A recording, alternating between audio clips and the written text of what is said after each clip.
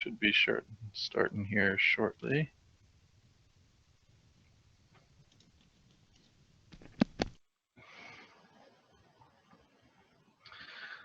Looks like YouTube should be processing and confirmed. We are live and on the air on YouTube and Twitch. So welcome everyone to the Foolish Tech Show. It is a lovely Wednesday afternoon, and we are here mainly to provide you with support and answer any questions about our products and services. If you do have any of those, feel free to jump over to foolishtechshow.com. We have a IRC chat and a couple ways you can join from there. We'll be more than happy to interrupt whatever we may be talking about to focus on those type of topics instead, because otherwise we will fill the air with random shop talk, and more than welcome to participate in that. Just keep in mind that any opinions expressed here are the individual that expressed them and not of the company themselves. And with that, it is our 365th show on our playlists. Yay! You can now watch the Foolish Tech Show every day for an entire year, and you won't have to miss a day. But given that, we are going to switch up the show style from here on out and try something new. Basically, we're going to cut down the days down to Tuesday and Thursdays, and we're going to do Tuesday at 10 a.m.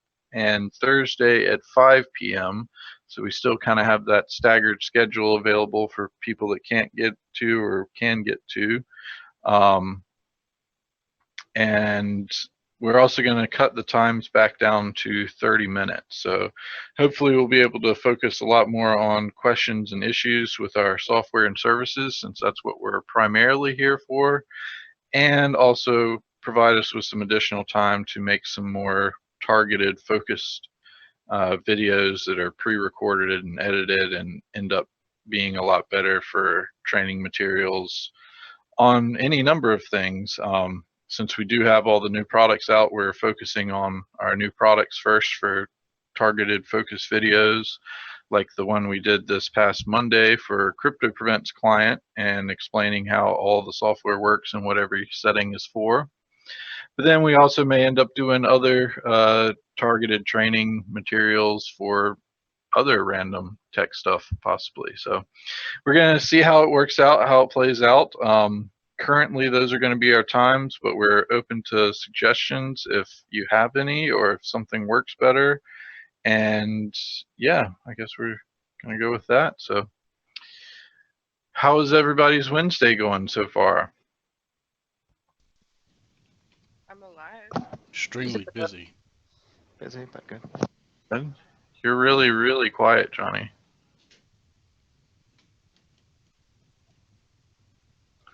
Yeah, I couldn't even hear anything when you said something just then. I don't know why I'm quiet.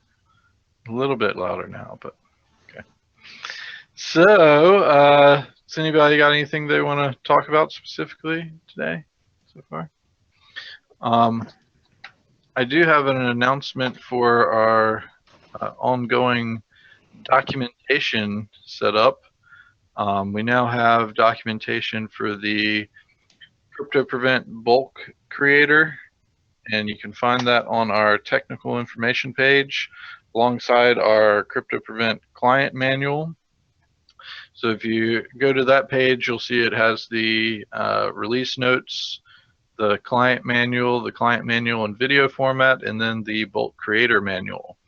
And I do plan on having some targeted focus shows on using the bulk creator and going over that in depth, and then we'll have a manual for the white label creator and a video for that one as well in the coming weeks or so.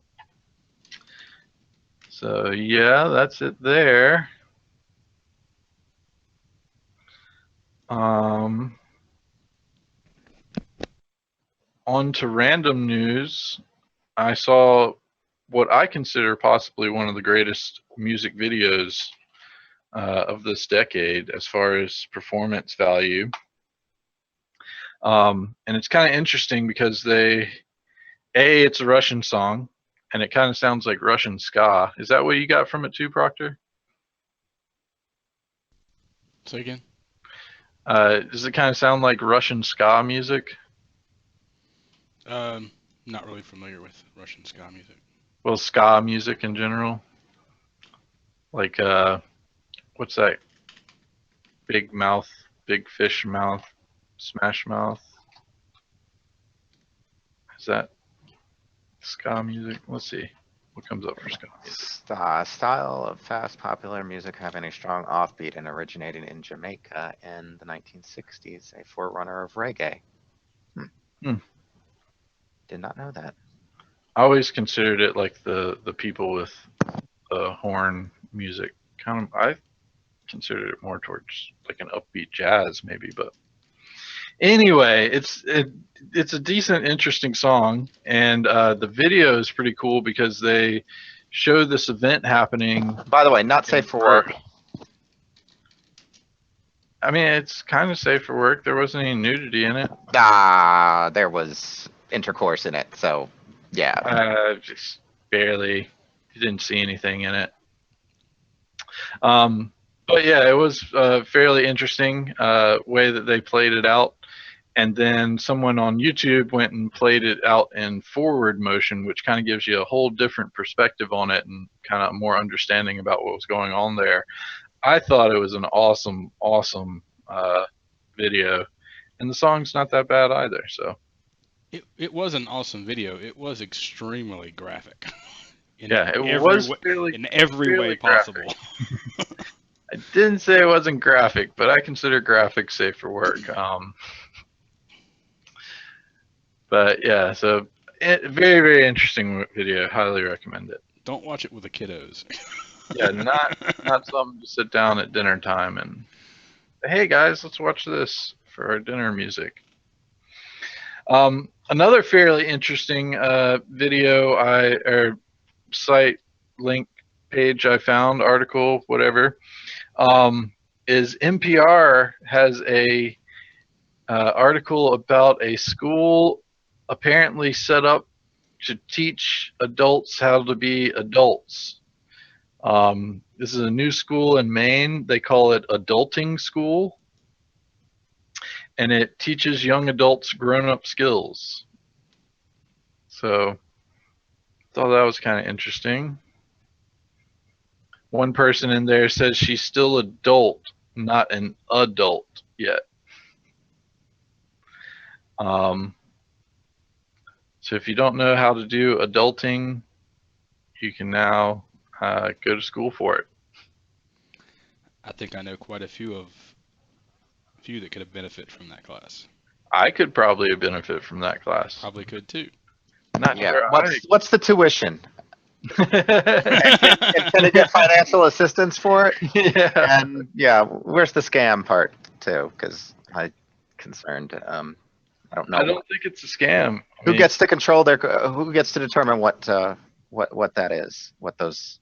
In other words, where did they get the curriculum from? Did they just make it up? Is it gotten from a book? Is it influenced by some? Well, Michael, style? I'm pretty sure that most adults know what adults need to be doing, so they probably just take their. Last I checked, nobody was born. skills. Last I checked, nobody was born with a handbook, and so there is no agreed on definition on exactly what that is. There's not. You would have to define it first before you can have a school teaching you something about it, I would say. But anyway. We don't have to define it. An adult would have to define it, and then they can teach us how to. But if we've proven that not all adults are acting like adults, then, you know. But if they're not an adult, then. Oh. We're looking for regular adults. So it would seem that the only way to actually pass this course would be for you to go in there as a young adult, and then I guess reach the age of 21 during your tenure there. I mean, that doesn't make you an adult. Okay. Well, again, what is the definition of that term? Someone that is.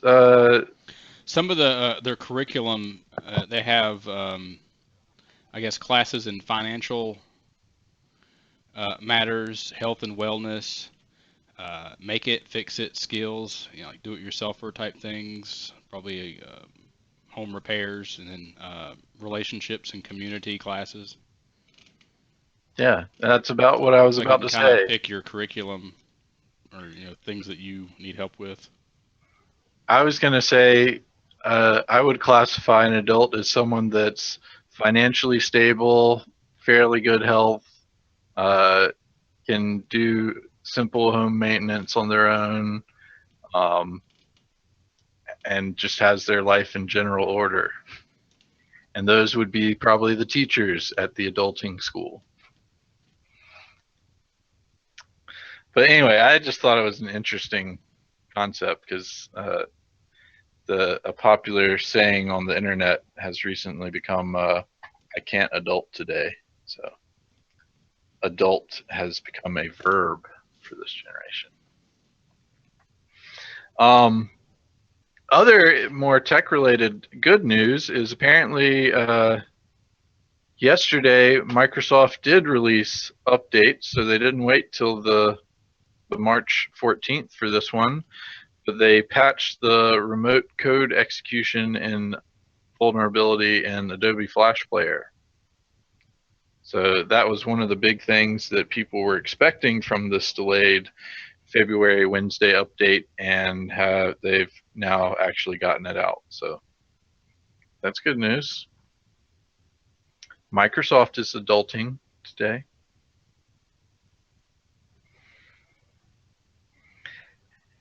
And this had been making its rounds on, I saw it on several sites, but I'll reference the Bleeping Computer site, about a website that forces you to install a Chrome extension to be able to leave that website. I thought that was kind of an interesting thing, but I did want to point out that That sounds like malware, but whatever. well, it is malware. It's a new take on how they get you to install the malware stuff. But I did want to point out that we have software designed specifically for this type of situation. The primary one being KillEmAll version 5, which is based on D7X technology. Go ahead. Get some of that functionality in CryptoPrevent version 8 as well, if you have Yep. a. Is that the paid? Is that a paid feature? To access it from the notification tray is a premium feature, but the kill all non-essential programs button in the main interface is for free usage. So you do have access to it, but I wanted to mention KillEmAll first because that's all that's doing is using KillEmAll and providing you with convenient access to it. So both of them great programs though, and completely solves this issue. So if you have a site that's forcing you to try to install an extension to be able to leave it, then you can run KillEmAll and kill that site, and you can leave it without giving in to what their demands asked. So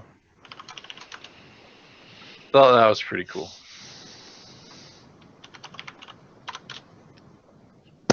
And what else we got? Michael, were you going to talk about the Ryzen 7? Yes. Go for it. Do you have a link, or I gotta find my link for that?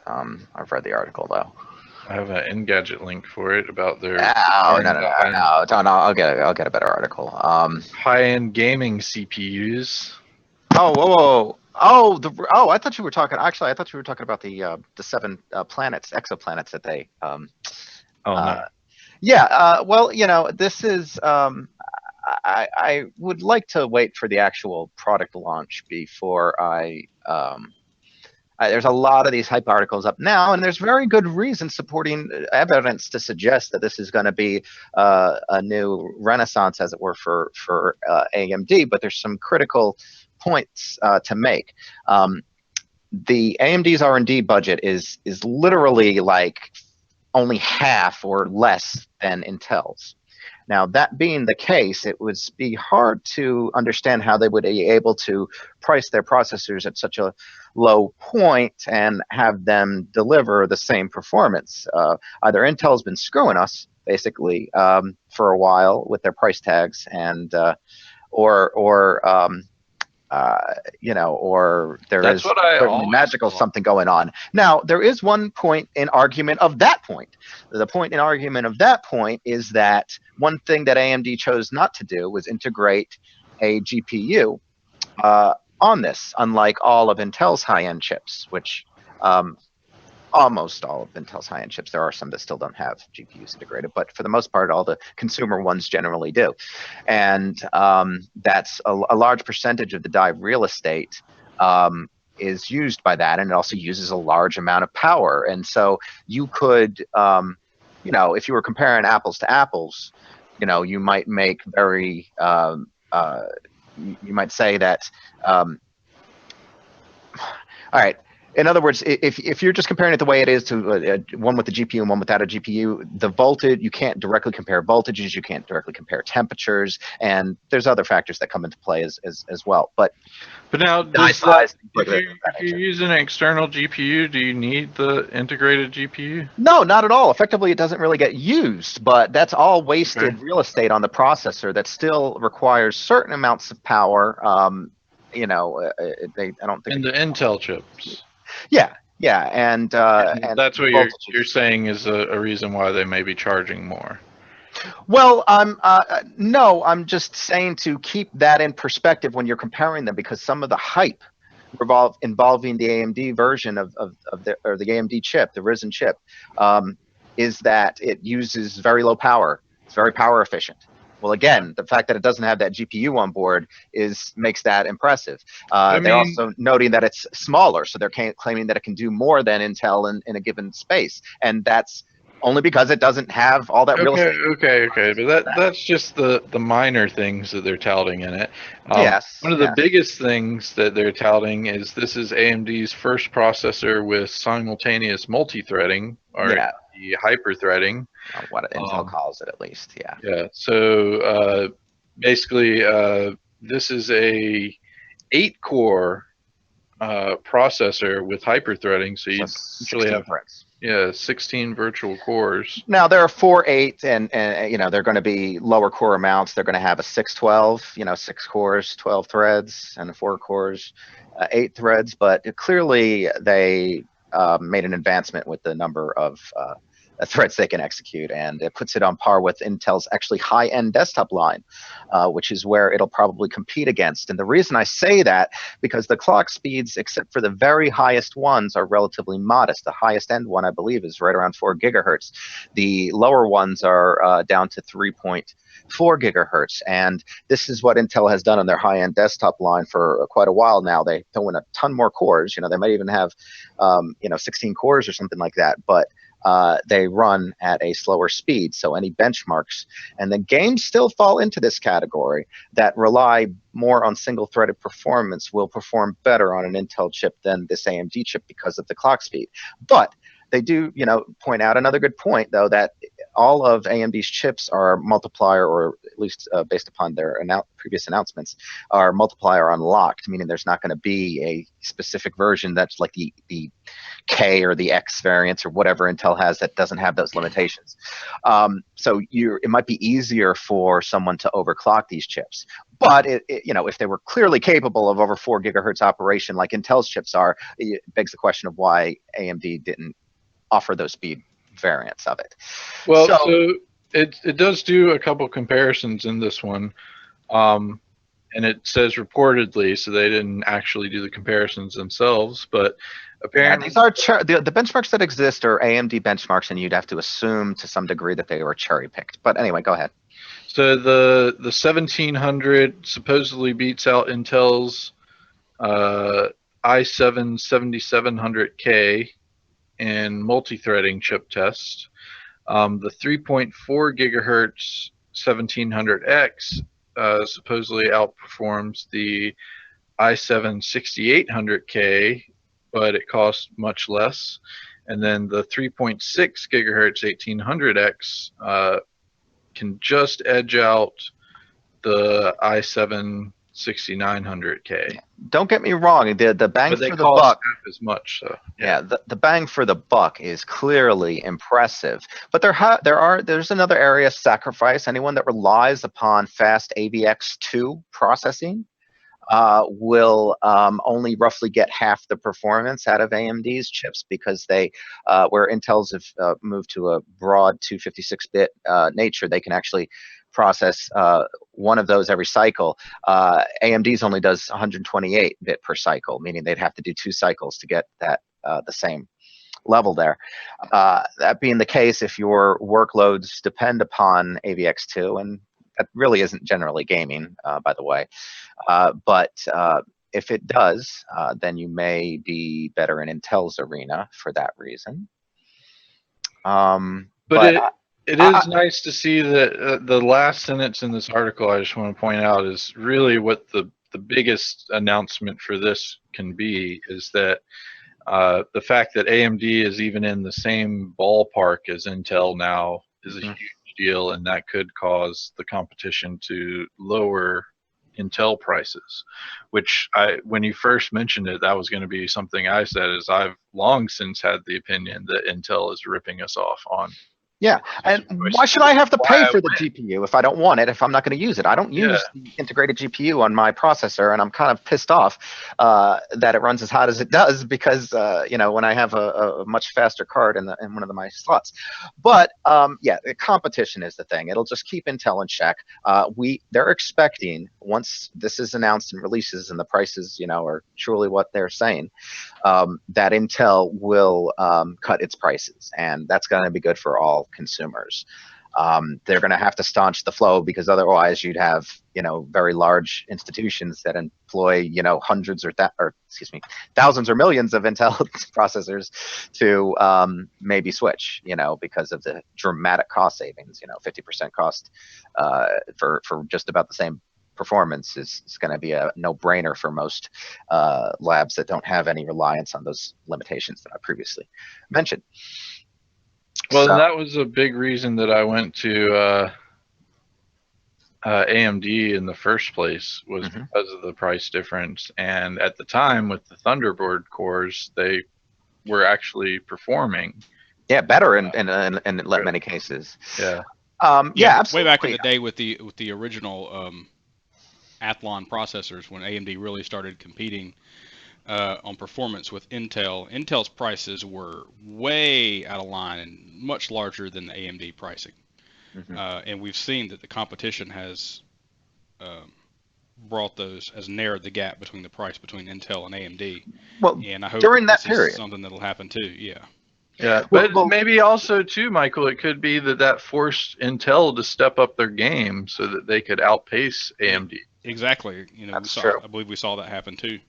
Now, the one thing I do want to mention is that you know, you'd say, okay, well, AMD is still selling chips, so why aren't they competing? But I you know, I just want to bring this point back up in case you haven't seen my earlier mentions of this. But even AMD's highest end chips barely, you know, beat out like i3s.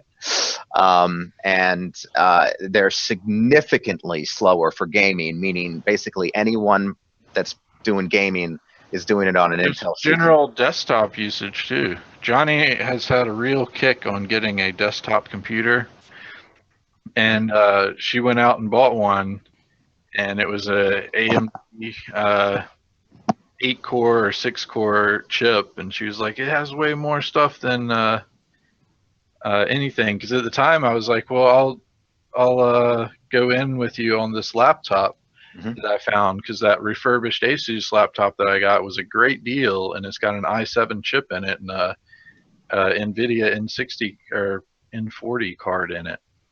So it's a great laptop. And she was like, oh, well, this costs just about as much, and it's got way more stuff on it. And I was like, no, it doesn't. It's got AMD in there. It's not going to even perform close to what this laptop will do. Yeah. And she ended up getting it, and then ended up hating it, and ended up returning it pretty much the next day, and is now running off that laptop that I had. So that's not entirely the story what happened, but we'll save that for another day. Yeah, it was close enough. Got the point across. Anyway, did you enjoy that? That laptop has good speed and works well, doesn't it? Yeah, I mean, I don't have any issues with it. Yeah, so I mean, comparative to that desktop, which was the point. there are some folks out there that are still, just like on the Intel side, there are AMD fanboys, and Intel fanboys, and there are people that still swear up and down. And there's always a certain benchmarks where their chips tend to look better. But again, cherry picking benchmarks is never something I condone, and I believe it's a misrepresentation of actual performance to do something like that. But this is going to be good for everyone, if and unless they've been lying, and unless they totally don't deliver on the math, in other words, the prices for that performance level, I think it'll really change things back to where it was in the Athlon days. Yeah, that's what I want to get back to, because I mean, pretty much when I was looking around at now my most recent computer upgrade, which is still about 4 years old now almost. My previous upgrade, which is probably about 8 years ago, I had the choice. I was like, I had an Athlon. It was still working well and kicking, and I was thinking about going AMD again because they had been so great, but started reading all the reviews and everything, and I was like, man, Intel's the way to go. And at the time, for the performance you got out for the price, it ended up being much more the way to go. So I've been Intel ever since. So I do hope that AMD comes back and gives us some more worthwhile products, and at the worst, makes it so I can buy cheaper Intel stuff now. Anyway, moving on from that, Michael, did you find your link for the exoplanet things? I didn't actually keep any of those links. I wasn't really interested. Yeah, so I was. So this has been something that the system that they're talking about here has recently found to have 7 planets. They initially reviewed it and only, I believe, found was it 3 or 4, and then on further review they found a lot more. So and it's still an evolving situation. For instance, that 7th, the farthest out one, they haven't. They only have 1 observation of the orbit, and they never get just 1 observation. They never claim something based on just 1 observation. So there's still a lot of mystery surrounding that, and it's possible that we could see that shift a little bit. But clearly there are a number of planets. This is a unique system in that it has an ultra cool dwarf star, and that means it emits very little light in comparison to our own sun. Now, these planets are all much closer to the star, having orbital periods like less than 13 days, whereas we have a year. But so, they were all because the star is much smaller, and them being closer, they all are. I don't know if they are all considered possibly habitable, but no. Well, let me get to that. Mentioned that a few of them had possibility of water and stuff. Yes, they did. Now, the very innermost ones are probably still a little bit too close, possibly for liquid water to be on them. However, there's at least 3 of these 7 that look like they're perfectly in the habitable range. Now, these have been identified. They're likely to be rocky bodies based on their observations. So we've seen gas giants really close to the sun, and because of their lack of surface, it's unlikely that life would develop on them. So we usually rule those out. And the other thing about this system is that it's only 40 light years away, and because its star is so relatively dim, that actually increases the observational likelihood, or the observational power. I guess it's better. It's easier to observe it, basically, and it's so close. So if let's say one of these did harbor life, we're going to get these answers in the nearer term rather than the longer term. So we should be able to know probably with relative certainty within a decade whether or not they are potentially habitable, or could there could be life, or life could have developed. How many light years away was it? 40. And how long would that take to travel at our current technology? Lifetimes. Yeah. But 400 or 500 years. Shorter term.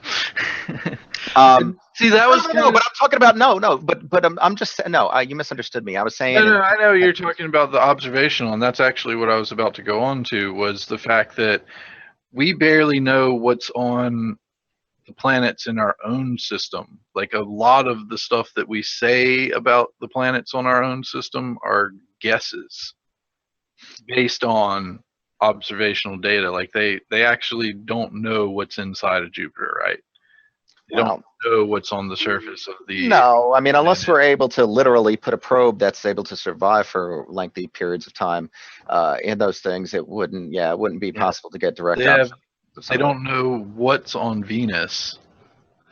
Well, the Venus is an interesting one. It looks like Russia's trying to build a probe that may be able to last. Now, their previous probes were able to actually touch down on the surface. They lasted for hardly no time at all. Barely time enough to take and transmit images. But it's a very tough planet to get to, and the fact that we just haven't really returned to space since the 70s. For manned missions, certainly. It would be if we had sent other missions to other places, put the humans on them, maybe, we'd know a little bit more, but obviously there's. So that's what I'm saying is, like, even in our own system, which is not even a light year No, across, no, like, it's nowhere near that. us Actually. being able to figure out what's on things that are that far away, like, that's kind of what the article really brought up questions in my mind and, like, thoughts about, was like, these are like if you took a like the first camera that was ever invented, and you took a really, really blurry, crappy photo with that first camera that was ever invented, and you looked at it today and tried to figure out what was in that photo. That's what we're kind of doing with like objects that It's an are interesting analogy. Yeah. so, Yeah. I guess I should have omitted the word. I said relative certainty, but we do have observational techniques that can that we believe at least are pretty sound in how that is. So maybe not certainty, and yeah, we'd have to get there and I guess observe directly and shake hands with the life or whatever before we could publish it as actual fact. But and I guess that's why I didn't even save a link for it, was because everybody was like, oh, there could be life on these planets and we'll find out. And it's like, no, actually, you will be long dead and gone before they even come to an idea that life on the planet. When the James Webb Space Telescope becomes operational, it should be able to hone in on these measurements a lot more and provide clearer views and different more corroborative evidence to support these ideas. But again, it's a relatively ideal system for observation, and that means that, in fact, they spent 21 days observing it, which is like unheard of, and that was with the Spitzer Space Telescope. So they found it to be that interesting. I thought that was noteworthy as well. And I'm not trying to down any of the research or say it's a bad thing to be doing. Like, I feel like we should. It's just the hype and clickbait around majority of it is kind of like, that's what bothers me about it, is that, like, people are getting super excited about finding life on these planets, and I'm like, you don't even understand that this is nowhere near what that means. Like, it's cool that they found places to look more into and to develop further technology on, but again, it's only going to be looking in a blurry photo from the first camera ever and trying to figure out what was in that picture. That is actually a lot more evidence than they have even from these places typically. So I would argue that even that is a better likelihood of determining what was actually in the picture. Yeah. So that's, yeah. Anyway, like, I think it's great research. I think it's wonderful that we're learning about them and finding places. And I guess it is even good that people are getting hyped up about it, because that potentially increases the interest in that type of research. It's just, I don't know. Like, I guess I look at it from a different perspective and more of the realism. terms. Sure. Quark brings up a good point. That yeah. I mean, what would be the benefit for us to go to one of those two places that we mentioned, Venus and Jupiter? They're pretty unreasonable for us. And yes, and he says if he'll care about it if you can strip mine one of those things from space or something like that. Well, unfortunately though, that this is the one of the reasons why we didn't continue much past the 70s. I mean, we could Well, man. I guess the I moon. was just picking out. I was just picking out 2 planets. Like I guess we could actually say that about every other planet than Mars, right? We don't really know everything about what's on those planets. Like Saturn, I really just didn't. Those were the first 2 planet names that jumped in my head. I mean, do we know Yeah. what's on Saturn? Do we know what's on Venus? I know we took some pictures of Pluto recently, but Pluto was basically just a rock, and I think even those pictures, they were like, oh, look at this. We've never gotten such a close-up image of this, but we still have no idea what it is. So Yeah, there's still a lot of things we don't know about our own solar system. yeah. But Okay. I know we haven't put a man on any objects in space since the 70s or whatever, but there isn't a whole lot of reason to go to any of the planets in our solar system either. Yeah. Other than for just gaining knowledge. And a planet outside an exoplanet is a dime a dozen when you're talking about like gas giants and other things like that. They're everywhere. It's only relatively recently that we've been able to identify all these smaller Earth-like planets, and yeah, they're much more obviously getting a lot more attention than in millions of others, or potentially millions of other planets that are much larger. They're not as good of a story, I suppose, because of the lack of the human interest in that. But let's move on. We talked about this a long time. I would want to live on Saturn, surrounded by those rings. That'd be freaking awesome. Yeah, I think it would be beautiful. I think certain very wealthy individuals might even pay for some sort of the cost ability of living there might be pretty high. Yeah. But I'm saying, like you were saying, there's not really a reason to go, but there's like extreme reasons to go to some of them. Like Jupiter probably would be freaking awesome to live on if you could. I want to get to the diamond be inside. there. It's supposed to have a diamond core, possibly, and that would be certainly something. Even the moons, like living on Europa or whatever, would be freaking awesome. It'd be the Waterworld scenario we discussed earlier today, but right, but it's not economically viable to go out there and live. But living on that and having like Jupiter. If we found diamonds on the moon, we'd be going back there, like crazy. Well, yeah, but, yeah. Oh well, I mean, I think we should have gone back to the moon. First of all, there's enough deuterium and other resources on the moon that make it ideal for, first of all, for fueling on the moon potential future craft that we launch out. Yeah, there's that, and I just want us to be able to launch attacks from the moon, so that we'll be a little bit more prepared, like they were in Independence Day too. Yeah, I think we should have gone back to the moon and try to do a few more things there, but that's another. We will end up going back to the moon. MST3K is coming back on April 14th. Netflix. Sorry. Yep. What did you say? It's not that good. I do want to mention one other thing since you brought up Netflix before I was able to bring up this thing that Nick. Don't forget Nick's story. Yeah. Which I was also going to talk about anyway. But since you did bring up Netflix, we'll point this one out first. Apparently, Netflix is getting into the user-focused security realm application stuff. I just thought that was interesting because, when I announced it to everyone that I had come across it yesterday, they were like, "What? Netflix is doing that? What?" It is kind of interesting, and it is another route. Essentially, what they're doing is something that has been long missed in security products. It's something that we mention all the time, even with CryptoPrevent, is that the user needs to be educated and focused on things they can do, like backups and learning how to surf the web and knowing what things to open and not open, things like that.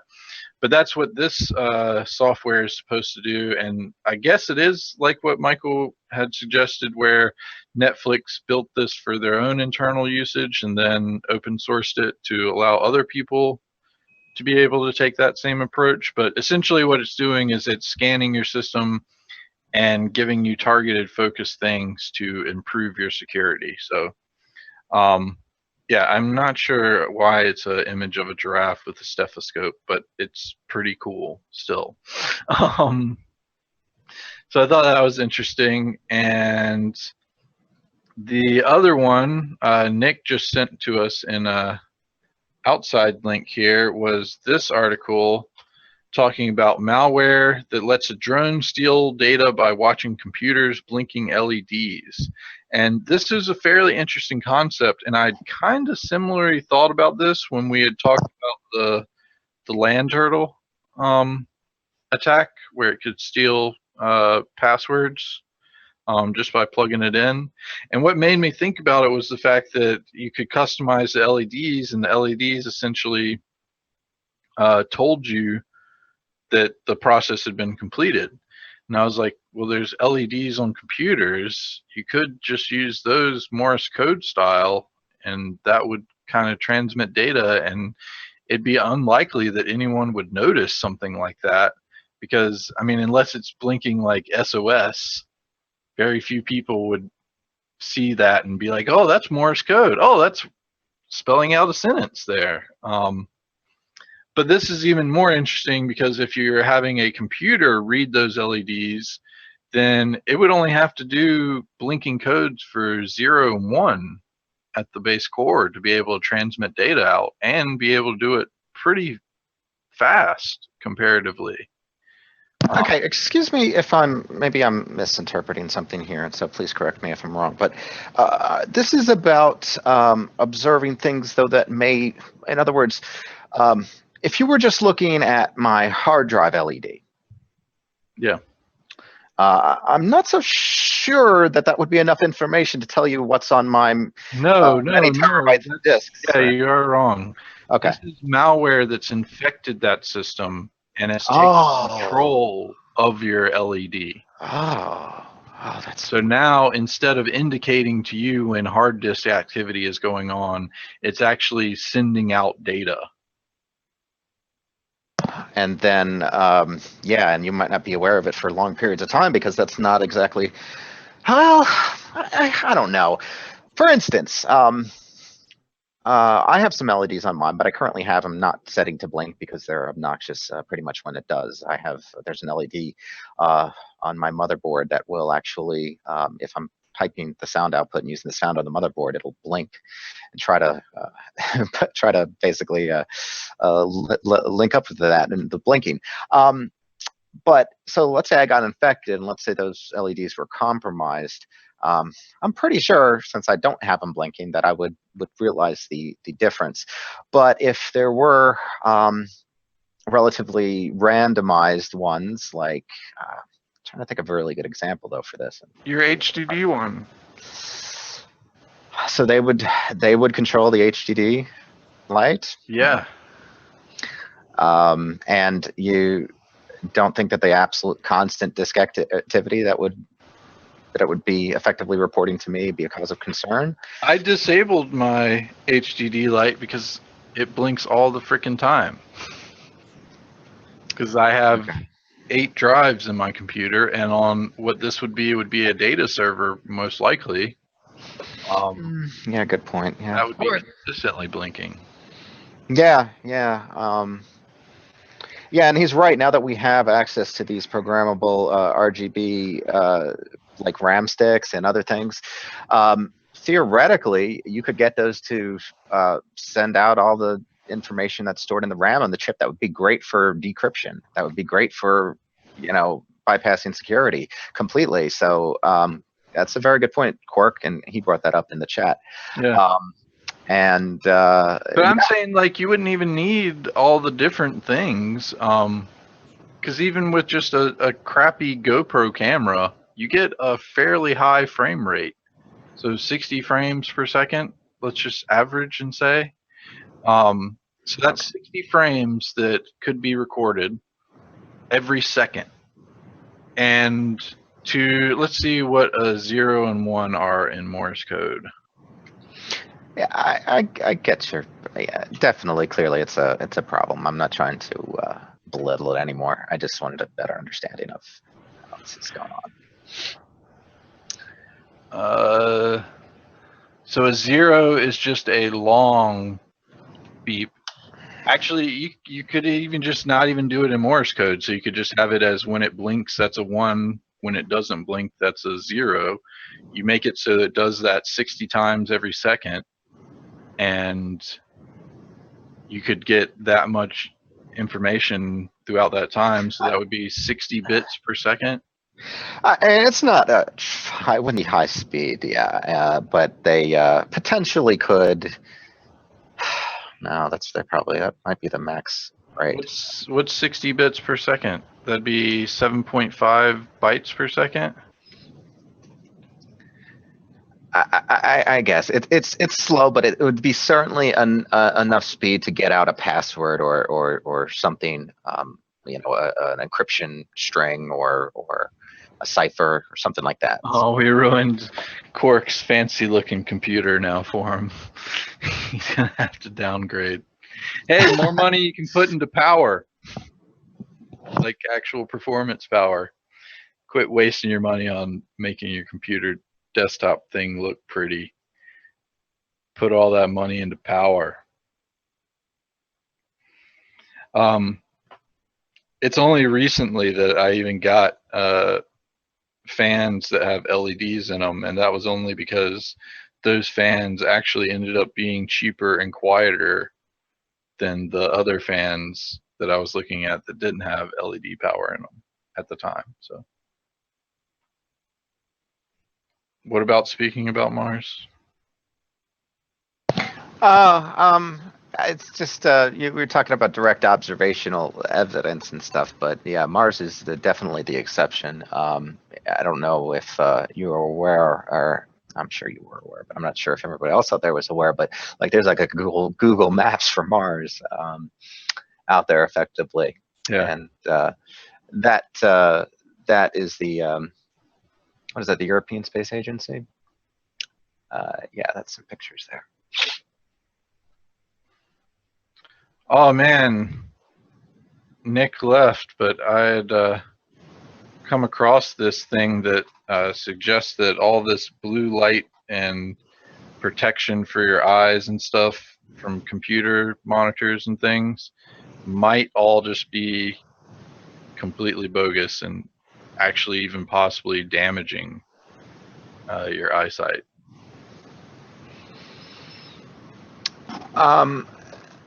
Yeah. I've read that same article. Well, not that same article. It was a completely different link. But yeah, it's basically a marketing scam. Fish oil. I think they may have related it to. Not fish oil. Jeez, snake oil. Fish oil is a good thing, actually. But yeah, the association between blue light and problems. I mean, eye irritation is an issue, but suggesting anything beyond that is very shady science, without evidence, and not controlling for the variables. Yeah, so it's basically hype. Yeah. I mean, it's the same as all those people who believe that they can take a pill to improve how good their brains will work, to make them smarter. Shortcuts. And by shortcut in this case, I mean, if it hurts to look at the screen for 20 hours a day, and maybe you shouldn't look at the screen for 20 hours a day. Yeah. Practical advice. Now I will point out that since I have color changing lights, I do utilize that. Right now they're on the bright white setting, and when I've just been lazy and not changed them, that does strain my eyes a whole lot more than the much dimmer blue light setting that I've grown fond of. I've actually tried various different colors. I first thought red would be fairly good, since I like to stay in the dark most of the time, but it doesn't work as well for full days of work. I tried green, and it's slightly as good as blue, but not as much. And actually, the setting that I end up choosing it on actually has the 3 lights I have above me all set at different shades of blue. And I find that actually helps a whole lot. Like, I can tell a huge difference between sitting under bright white lights like this all day and sitting under the dim blue lights that I usually put them on. And that's like putting them at full power on both of them. So there is definitely a difference to the type of lighting you have and how it affects your eye strain and general tiredness at the end of the day. But I just thought it was interesting that this whole blue light thing, because that's not even talking about that. Like, the blue light I'm talking about is not the blue light that they're talking about. So I thought it was interesting that he came out and said that that's all bogus science. What about this? Apparently there's a tiny engine that turns natural gas into hydrogen. Is that useful? Yeah. Yeah, I guess. I hadn't heard that one, so you're gonna have to fill me in. I didn't really read the whole article, and it's a whole lot of technical engine mumbo jumbo. So I gotta believe that's clean I just know that hydrogen. hydrogen's a fairly good power source, right? Yes, and And if you're it's taking a fairly abundant natural gas power source and turning that into hydrogen while using an engine at the same time, that is fairly impressive, because you're taking one power source, using that power source to produce energy, and then coming out with another power source. so specifically in the context of electric vehicles.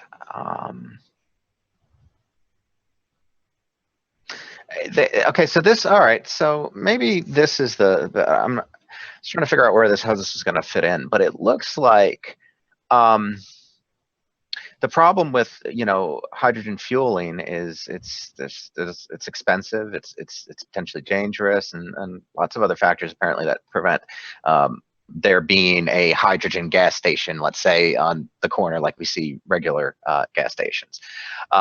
But if you could extract the hydrogen kind of on demand from natural gas, which is, my home is heated on natural gas.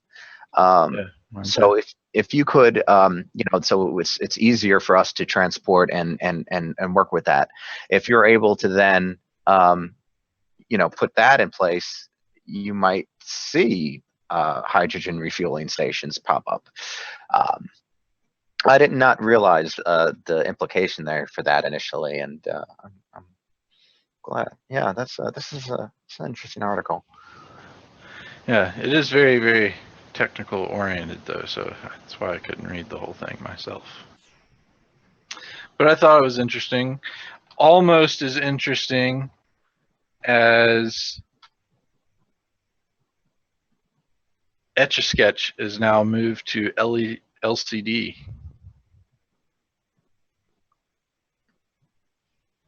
What do you think about that?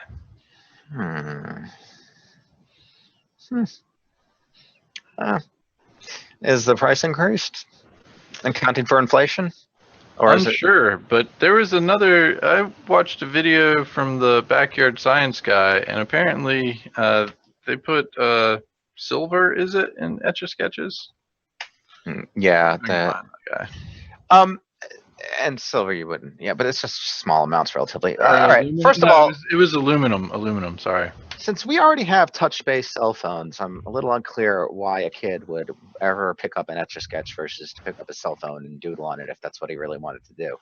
Not to mention he has a camera, so just take pictures of things rather than drawing them.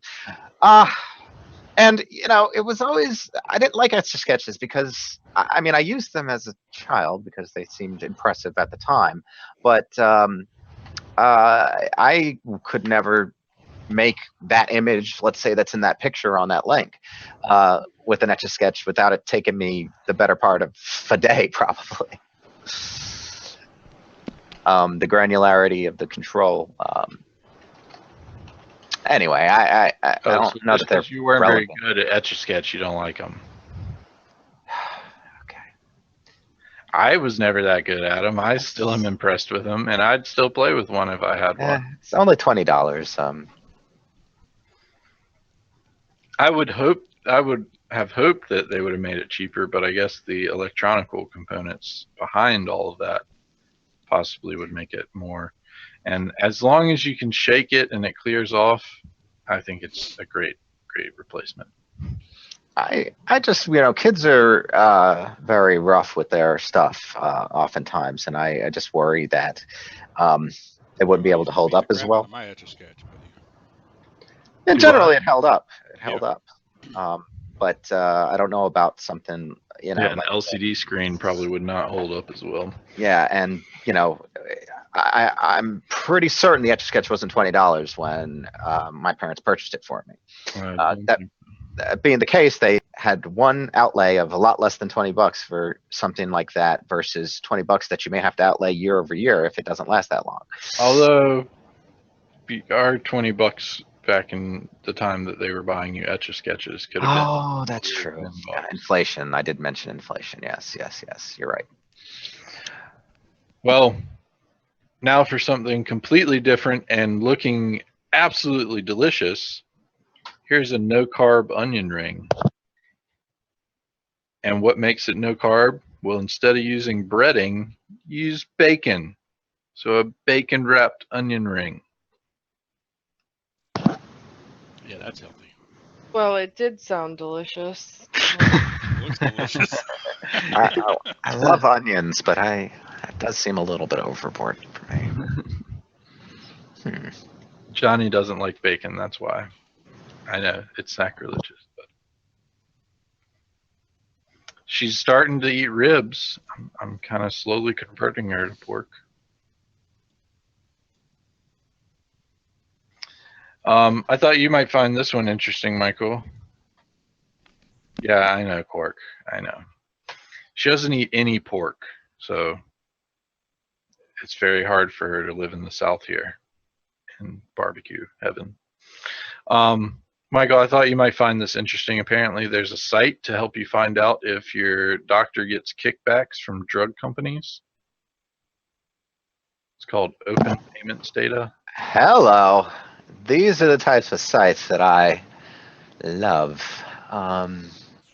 Sites that I don't have to put in my personal information into to get valuable information back out of. Yes, I will be. And it's a .gov site. Oh, that's nowadays that's creepy, actually.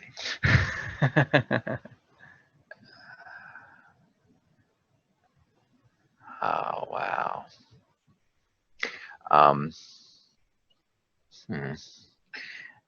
Question though. I don't think my doctors would. I'll let you know if I find anything. I'll let you know. I'll do it in a later day. Well, stop looking up your doctors right now. Yeah. I thought this was another interesting little tool utility. We've many times complained ourselves about copying and pasting things, and GHacks did a review on a program called Plain Paste, which allows you to copy text and then paste it in a plain format. What I did think was fairly interesting here was that they're using AutoHotkey as the basis there.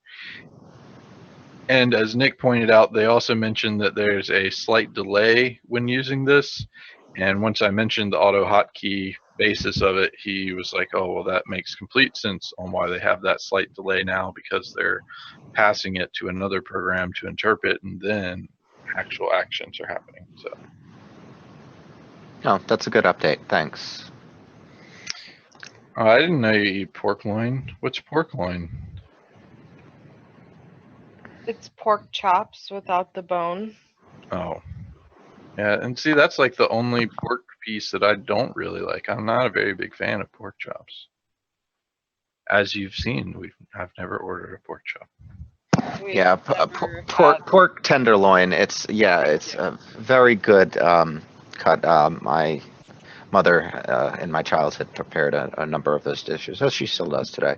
Um, but the one thing, if you do want to cook those, the one thing you don't want to be without is garlic. Garlic, garlic, garlic. Never have too much garlic with the pork loin. All right. Well, we are about at our hour time limit for the day, so I'll go ahead and leave you with one last interesting link here. Apparently, Disney has developed a method for wirelessly powering an entire room. I mean, this is Tesla talk here.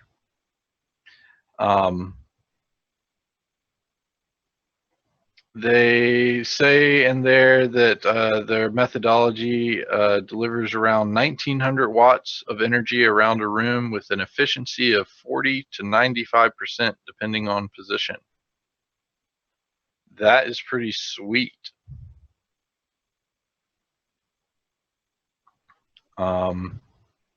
Obviously still in the research and development phase, so we're far, far away from seeing actual products based off of it. But There's even the potential dangers of usage in this if the device doesn't actually use the power that's being transmitted.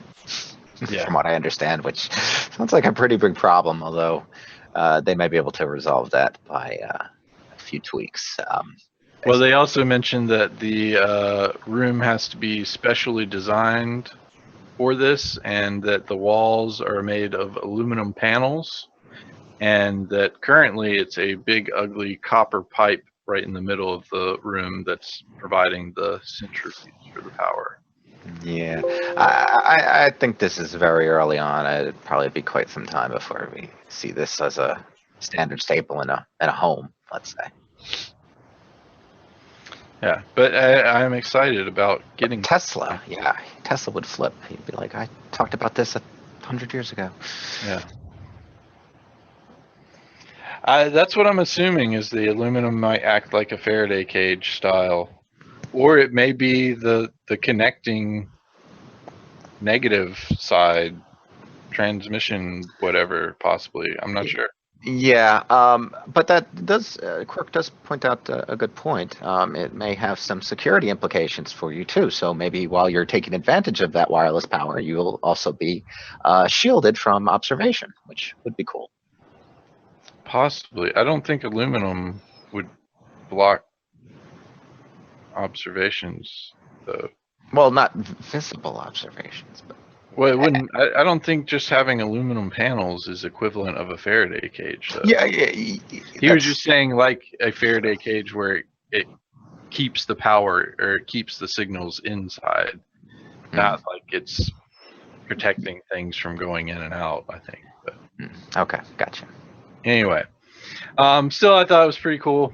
Last little link here, and actually when I close that one out, there's another super cool one that I just have to post for our last hour-long show here. Is that they have a piloted hover bike, and it looks freaking awesome and extremely dangerous, but that's freaking cool. Easily make that into the Star Wars speeder bike. There's aluminum Faraday cage. Apparently, that's some video of a test of aluminum Faraday cage. So just having aluminum there makes it a Faraday? No, it's not just having aluminum. It's how you kind of set it up. But it's basically a shopping bag lined with aluminum foil. It could be as simple as that. I think. No. Booster bag. I have to look at that a little bit further. But apparently, yeah, a booster bag, a shopping bag lined with aluminum foil, acts as a Faraday cage. It's often used by shoplifters to steal RFID tagged items. Ooh, I did not know that. That's apparently a very real world use of it. Interesting. Yeah. All right, well, let's go ahead and wrap it up for today. This will be our last hour-long show on our old schedule, so thanks everyone for joining us and participating here. We hope to look forward to having you participate more in the future with our new schedule, which is going to be Tuesdays at 10 a.m. and Thursdays at 5 p.m. We are going to be cutting back to 30 minutes then, but again, if we have interesting conversations and things going on, we're more than fine with extending the time. Otherwise, we're going to be hopefully focusing on more targeted videos like we did this past Monday, where we do them pre-recorded and edited and get you some higher resolution, better looking added things and all that good stuff. So thanks everyone for joining us. I hope you've had a great week so far. Hope the rest of it is looking just as great, and we will see you actually tomorrow at 5 p.m. on the new schedule. So take us on out, Proctor. All right. Bye, Internet.